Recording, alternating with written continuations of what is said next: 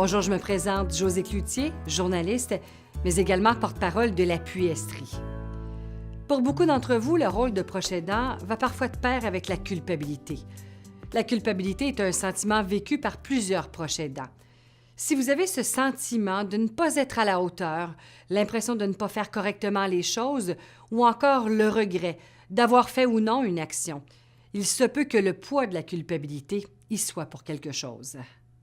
Il arrive qu'un proche aidant se sente responsable d'un événement et se sente fautif dans ses choix. La peur de déplaire et le besoin d'être approuvé lui font craindre le jugement des autres. Ainsi, pour répondre aux attentes de l'entourage, les aidants font passer les désirs et les besoins d'autrui devant les leurs, au point d'en arriver à ne plus penser à eux. Le peu de fois où ils décident de le faire, ils se sentent coupables. Il existe deux types de culpabilité. La saine culpabilité et la culpabilité toxique.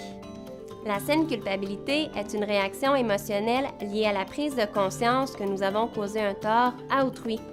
Elle repose sur le fait que le proche aidant a fait un geste qui était en désaccord avec son code de valeurs et qui était délibéré.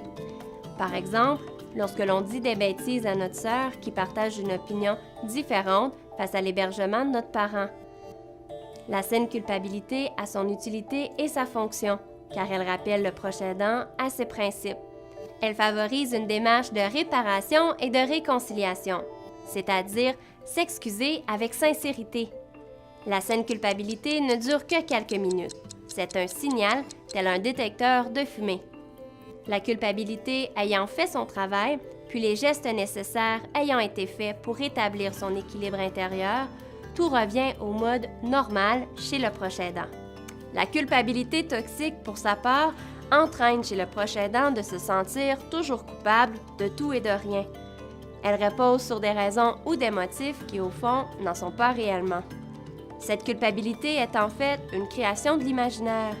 Le proche aidant a la certitude d'être responsable du vécu, des attentes et des besoins de son proche, que ce soit réel ou imaginé. La culpabilité toxique, c'est lorsque le proche aidant se sent prisonnier de celle-ci, lorsqu'elle n'est plus un signal, mais un état affectif permanent. Le proche aidant s'estime fautif à tort. Il vit des culpabilités surdimensionnées par rapport aux situations vécues, même lorsqu'il n'est pas impliqué dans l'événement.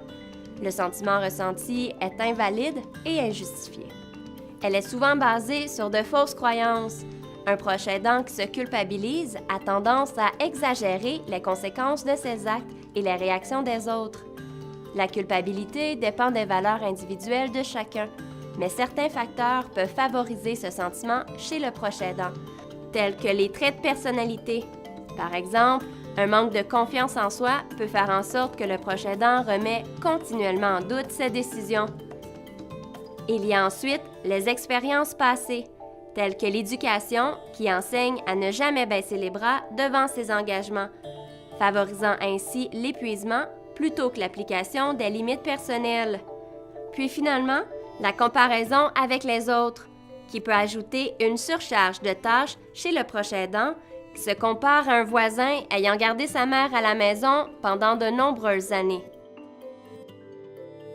Heureusement, de nombreuses ressources, telles le regroupement des aidantes et aidants naturels de Sherbrooke, existent afin d'améliorer la qualité de vie et prévenir l'épuisement des proches aidants.